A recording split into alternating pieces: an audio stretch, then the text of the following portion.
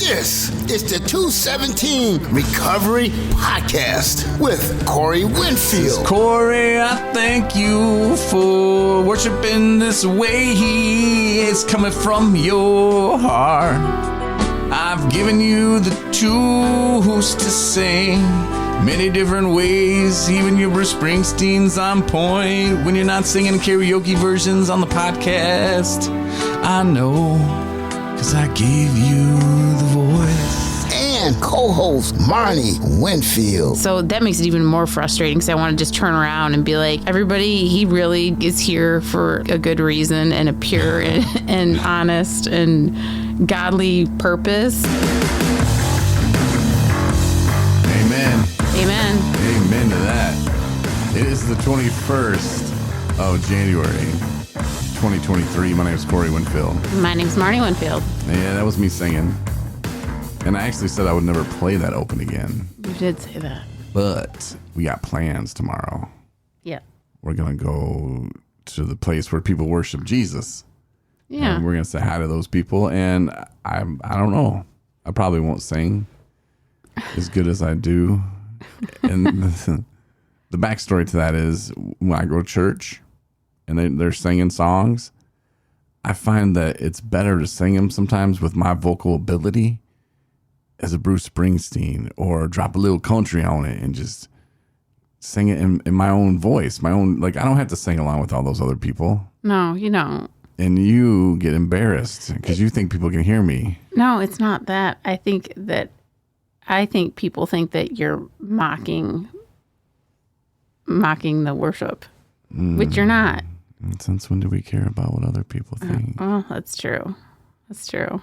I think because it makes me giggle. And so then that makes it like we're not taking it seriously. That's probably it. Yeah, because I'm into it, though. No, I know. Exactly. It's a misunderstanding.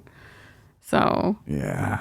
But no, we've belonged to this church for, I think, about over a year. But since I've been in school, it's been really hard. My schedule's been hard. My time is really difficult. But it's important, and we want to get back on track. Yeah, there's some really good people there that we'd like to see, and yeah, it's been a minute, so it's easy to get out of a routine. And like you said, the school, and with me it was football. But now that that's over, sort of, then, but actually starting again, but your classes and stuff are a little bit different now. But yeah, you got to make time for some stuff like that. You know, that is part of self-care. Absolutely, it is. And the thing is, I mean, I talk to God all the time, not just on Sundays, you know, but it is a good time to be with a community. And like you said, it's a good group of people, wholesome environment, uplifting. So, yeah. And I just talked to Pastor Deb the other day. So, I mean, hey. There you go. You know, we talked a lot about God, and I believe God has done a lot for me. Mm-hmm. I know that for a fact. So, you know, and Pastor Deb, that was a cool part of her story, is that when she was going to those outpatient meetings and people would see her and they'd be like, "Oh, Pastor Deb," you know, and first they thought they were kind of mocking her for, you know, being you're Pastor Deb and you're up in here. And she said sometimes they would call her that at the bar too, but you know, it was kind of like they were mocking her. She's like, "No, yeah, you call me Pastor Deb." Mm-hmm. You know, and yeah, like all kinds of people can fall. Yeah. You know, all kinds of people can get back up too. Yeah. So that was kind of pretty cool that she was embellishing that, you know, and just like, yep, that's who I am. Mm-hmm. Yep, I make mistakes too, you know, and drinking and stuff, like, oh, well, that's legal, you know, you can have some drinks, you know, but that's not what it is, you know, that's not the mistake, you know. The mistake was taking the first one, I guess, and it jumps on you before you know it. You know, alcohol doesn't care if you're religious, you're spiritual, white, black, rich, poor, doesn't care. I went into one of my appointments, and my doctor spent like the first 15 minutes talking about his relationship with alcohol and how it's been problematic for him in the past. And he said I have to recognize it and put a finger on it. And I don't think he actually was trying to have my input on the matter. I think he was just felt comfortable talking to me about it because I wear recovery clothes all the time. And he knows, obviously, from it's my medical history that it was something that I dealt with, for a long, long time. And so there's that mutual kind of respect and comfortability of talking about the fact that, it can be anybody. Yeah. And so. The guy said, I went to a meeting today and he said, alcohol's probably the worst because it's the one that gets you to lie to yourself. Like it doesn't want to kill you. It wants you to kill yourself. And it wants you to alienate everybody. And just, it's horrible. And he's right. It kind of does. And he's like, and it's even the voices that in your head, that voice that's talking to you, it's your voice saying, I can just do it this time. Or, like convincing yourself that, no, it's a good idea. Even though you've been clean for however long, it'll still jump back in there and be like, you can probably do it. Hey, life's not going good anyway. I got a call from my buddy today, Jamie, and he was like, man, coming up on 2 years and I'm just miserable. I'm angry. And I'm like, well, what are you doing to make yourself happy? And he's like, whoa. When's the last time you've been to a meeting? Oh, about 5 months ago. I'm like, dude, what did you expect happiness and content just to come falling from the sky and hit you in the head? Like, if you're not doing anything to make yourself happy, hang out with your kids, and that's a tough one too, because as much as you want to hang out with them, they probably don't want to hang out with you. Even if you're sober, go hang out with dad or go hang out with the girlfriend, try to get some. They're going to go try to hang out with the girlfriend, try to get some. I would assume, or boyfriend or whatever, you know what I'm saying? Mm-hmm. But if he can make that time or, go watch his kids play sports or, I don't know, do something to make him happy, if that makes him happy. But he's like, well, I'm working like 20 hours a day, which I don't know, might mean 12. Not saying he exaggerates. I'm just saying it's 20 hours a day is a lot of hours. Yeah. That's definitely not self-care. And asked me if he had a therapist. He said no. I said, man, dude, like those are the things that you probably want to look into. And I was like, I'm not going to give you advice. He's like, no, that's why I'm calling, man. I just need some. I was like, well, so let's start there. Sure. I get it. If you have to work to make that money, I get it. But at the same time, you got to make time for yourself. Otherwise, you're not going to be even content. And I don't want to use the word happy because right now I'm not happy. I mean, is happy even a thing? I think so. I mean, I'm joyfulest. That's not even a word. Well, I think being realistic, I mean, life is difficult. Life is not like, I don't wake up all joyous and free every day and fall asleep that way every night. But that's unrealistic expectations also. Yeah, that's why I don't really. But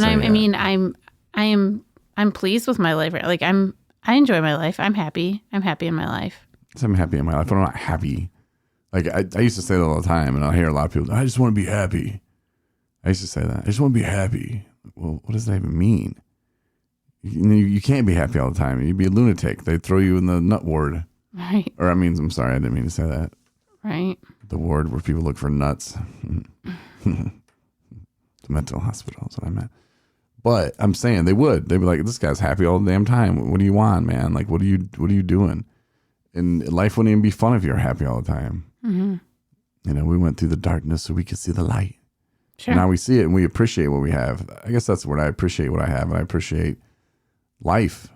Mm-hmm. Before, that 20 years of just being drunk all the time, I didn't appreciate life. I appreciate anything. And then you realize when you start living life, you're like, whoa, like this is kind of cool. Mm-hmm. And the stuff that you can do. And another guy at the meeting today. You went to a meeting today? Yeah. Yeah, I went to a meeting today. Why? Oh, no, I knew that. They didn't know that. Oh. Okay, well, I went to this meeting today, which I thought I mentioned earlier in this podcast, actually. Oh, did you? Yeah, I did.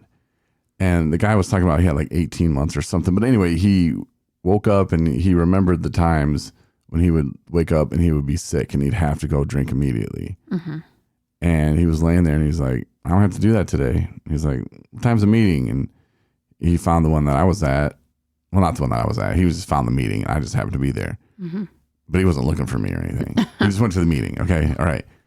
And he was like, it's 30 minutes away, but I can drive to it today. I'll jump in the car. You know, like those are the blessings. Like some people are like, oh, it's 30 minutes away. But he looked at it like he had the privilege of driving 30 minutes to a meeting. Yeah. And those are the little things in life that you realize are happening. And it's like, all right, this is pretty good. Yeah. You know, this is very cool. This is way better than the alternative that we've been living for so long. For sure. Yeah. So we went to dinner tonight. We went to dinner tonight? Oh. Yeah. To celebrate some advancements and some stuff that Corey's been working on for a really long time. So we went to kind of in honor of that.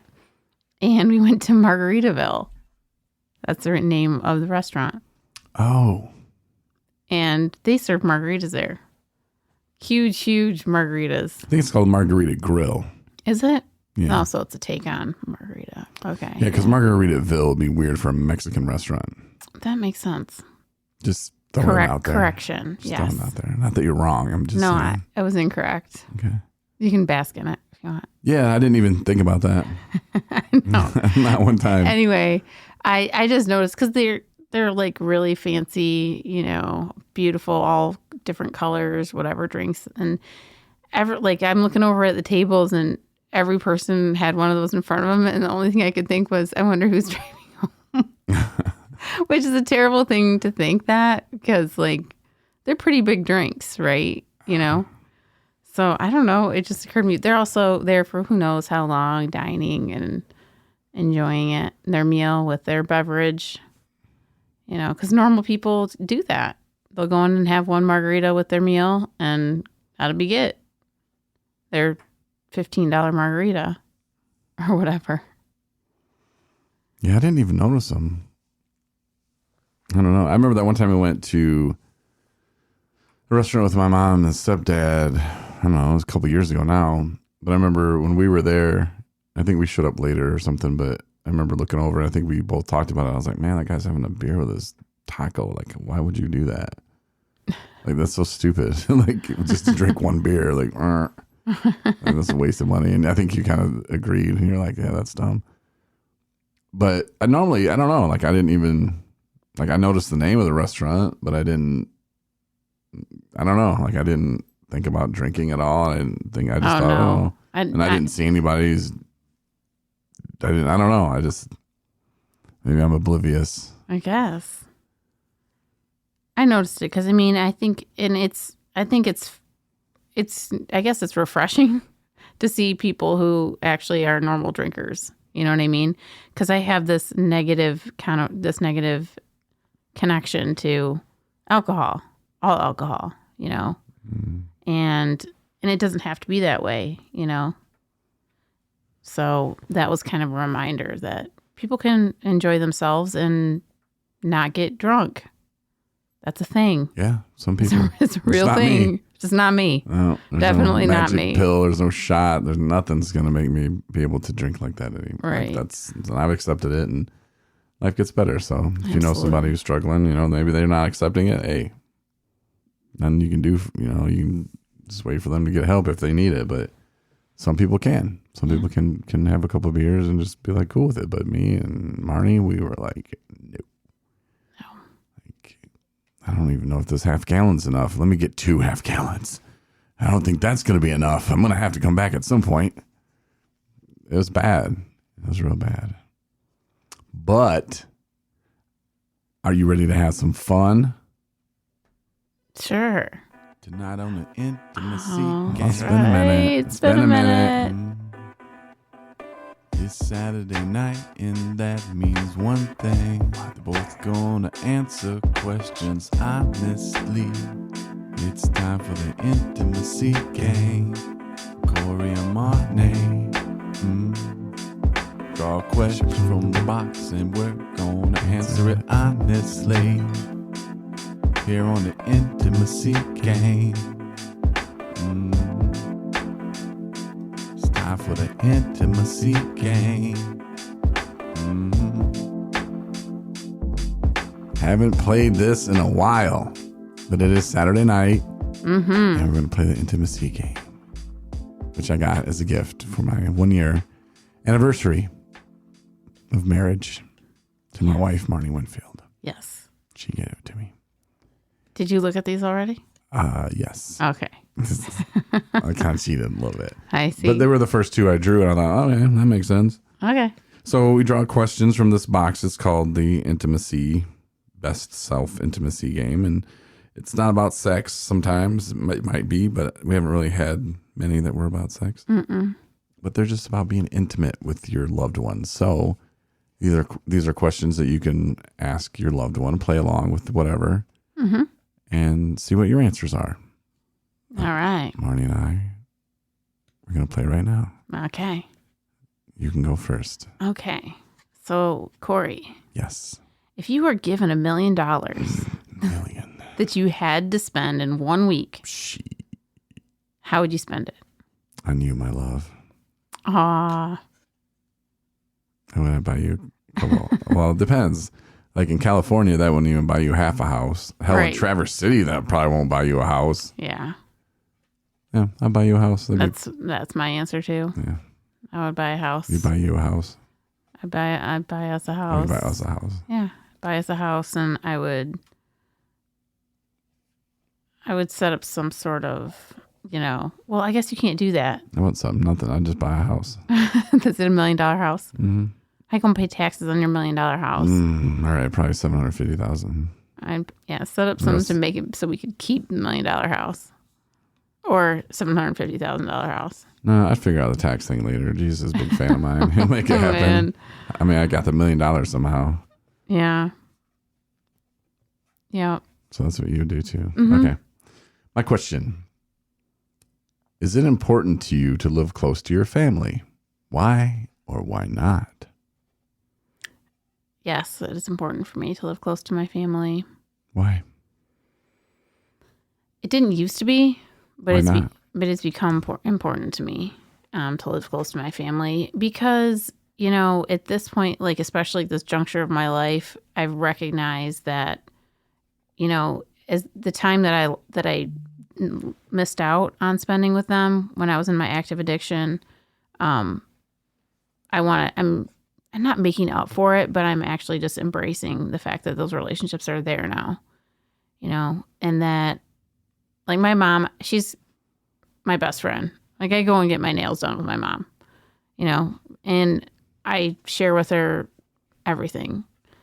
She's my go-to, I don't think you share everything with her. Pretty close. No, but I mean, she's like, who would you call person? She's my person. You're my number one person. Always. Yeah, now you're walking that back. No, I'm not. I'm just saying, obviously you're my first nuclear family here, but, and, even being as far away from my dad, and my dad's just downstate, I used to spend a lot more time with my dad when I was closer. He used to drive up when I was at Michigan State. He would drive up from Ann Arbor, just to like go out to lunch or go shopping at thrift stores, which he loves to do, or go bowling or whatever, boring stuff. But, yeah, and it's hard, and especially with holidays and things like that. And I recognize how lucky I am being close to family when I see how difficult it is for my siblings to make, events, and it's a thing. They're coming for like a thing. Doesn't that make you mad when the thing is always planned around them? Yes. Like the holidays, it's not like, hey, Marnie, come over and we'll do Christmas. And it's like, well, no, we got to wait for your brother to do this. We got to wait for that to do that. Yeah. Like our wedding was almost like that. Yeah. I think that's why we're like, F it. Let's just do it now. Yeah. Let's have a COVID wedding. It was wonderful. So it's Yeah. like, well, your sister can't come until here. And then your other sister, have to be when she's out of school. And then I'm like, wait a minute, this is our wedding. Yeah. Like we send the invitations, they show up. Right. But see, those people were supposed to be in your wedding. Yeah. So it's like, wait a minute, huh? Like, how are we getting roped into this? Isn't even going to be a day we pick. I know. I did have a moment of resentment there, and I was like, this is about me. This is about Corey and I, and if they're around and available during the time we pick, then that's great. And it ended up, it was just literally only us. in our immediate family. I mean, our parents. Some of them. Yeah, like people that were here. That could make it, yeah. Yeah, my mom and dad had to drive up from, her mom and stepdad had to drive up from downstate. So, they had a 3-hour drive or 3.5 hour, whatever it was. But that's I think, the furthest. Yeah. But your dad came from about that far away as well. Mm-hmm. But, yeah. Like, my brothers weren't there. Your sisters weren't there. It was beautiful. It was great. We saved so much money that we didn't have. All right. So the question to me, is it important to you to live close to your family? Yeah. Early in my life, it wasn't, kind of like what you said. And the reason why it wasn't is because I was trying to make it big in radio, and I had to move, and I thought that was kind of exciting. Looking back at it, it could have been, but I think this probably happens to a lot of people in radio. I know drinking is a big deal. A lot of people have problems that are in radio, and it's because I think people move away from their immediate family, and you're just sad. Mm-hmm. And you're using every vacation to go home for Christmas, to go home for this and that. That's why I don't get too, on my brother's case, my older brother lives in LA, and he doesn't come home for Christmas. He doesn't come home for Thanksgiving. And mom's kind of like, well, I wish he would. And we all wish he would. And this year was a little like, well, because sometimes we would call him and FaceTime him and stuff, and instant message or whatever. And this year we're like, nah, if he's not here, he's not here. Like, why are we going to call him and make him a part of this? Mm-hmm. He doesn't want to be a part of it. He doesn't want to be a part of it. Right. Because that's kind of the way the whole kind of family feels about that now. And I don't blame them. I get it, to spend your whole vacation, to go home for Christmas, to go home for this. And I was going home for graduations, home for weddings. I'm like, damn, this sucks. But at the same time, I was missing those things, and moving back here only 3 hours away, to me, that's 3 hours is nothing. Yeah. That's now if you're going 3 hours there and then coming home later, then that's kind of like, well, it's kind of a pain in the ass, but it's better than being 12 hours away.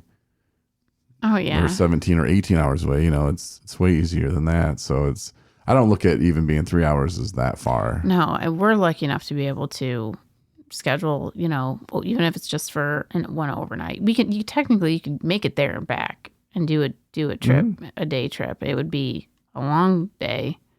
If you wanted to actually, we've done it. I'm taking people to treatment across the state. Sometimes it's 4.5 hours there and 4.5 hours back. That's a long day. Yeah. So, I mean, when I look at that, just going home and stuff, it's not that bad, 3 hours or whatever. But I know my mom, she kind of freaks out about it sometimes. You're 3 hours away. And I'm like, yeah, isn't it great? It's really not that far. And if I tell her, look, if we left at 6 a.m, we'd be there at 9 a.m. Mm-hmm. That talk right there, my mom's blowing her mind. She's listening right now going, what? 6 a.m.? What is this 6 a.m. you speak of? My Aunt Barb saying the same thing. Then what, 6 a.m.? She's not a morning person, that's all. Neither one. And that's fine. But I'm just saying, okay, so if you left at 3 p.m., you'd be here at 6 p.m. Yep. But something about morning, like if you leave at 6, because you and I would be like, oh, okay, that's not really 9 a.m. You still got the whole day. Yep. That's why I kind of put things like that. But yeah, I'm not. But I would consider the fact that just even downstate that we live close to our family. Yeah. Majority. I mean, my brother and my sister are like in Jerry's, in California, and those are not day trips. Those take some planning and some money to make happen. But, And my dad just moved back. Well, not just moved back, but he moved back from Arizona, and he's 3 hours away, too. Yeah. So that's nice. Obviously, Arizona, again, not a day trip. Right. But going down there to see him and, mom and stuff, too, it's not bad. Yeah. Way better than it used to be. So it is nice to be around family, though, and I wish I could see my nieces, nephews a lot more, though. Mm-hmm. But again, they have phones now. I can hit them up if I wanted to. I probably need to do more of that. But there you go. sometimes you gotta look in the mirror and be like, wait, what part am I playing in this? Am I sitting around going, oh, I wish I could talk to my nephews today, but I'm back to the football game. Like how much effort am I really making? Mm-hmm. And we as humans, I think, do that a lot, or just as people. It's the same thing, but we do that a lot. We'll say, man, I wish I'd do this, or I wish I would, but then we're not doing anything to follow through on that. So really, are we just saying it? Is this lip service? Yeah. Probably is. And the thing is, too, is you've brought it up, so obviously it means something to you. So do something about it. Yeah. And sometimes we don't realize it. You get so busy in your daily life and trying to put grants and stuff together and trying to, sometimes it gets a little tough, but it's kind of like church. You got to make an effort to go. Mm-hmm. And we have a relationship with God and we talk to him all the time, and sure, we could listen on our phone, but just being around those people, it feels good. Yeah. They're good people. And if you get out of that habit, then boom, next thing you know, 3, 4, 6 months go by and you're like, oh man, but it's possible. You just have to remind yourself sometimes and look in the mirror and make those decisions. Prioritize. For sure. Well, thanks for listening. Thanks for listening, everybody. I hope everybody's having a great weekend. Yeah, thanks for listening to another episode. And our app is still free. And there's you can get a free t-shirt. Yeah, I sent one to, I thought it was a man. London was the name. And I thought, oh, London. And I lived down there in Arkansas, where I spent some time. I did time in Arkansas. Mm-hmm. I did 8 years in Arkansas. Mm-hmm. So that was pretty cool. And then I realized it was a woman. I like that name. Oh.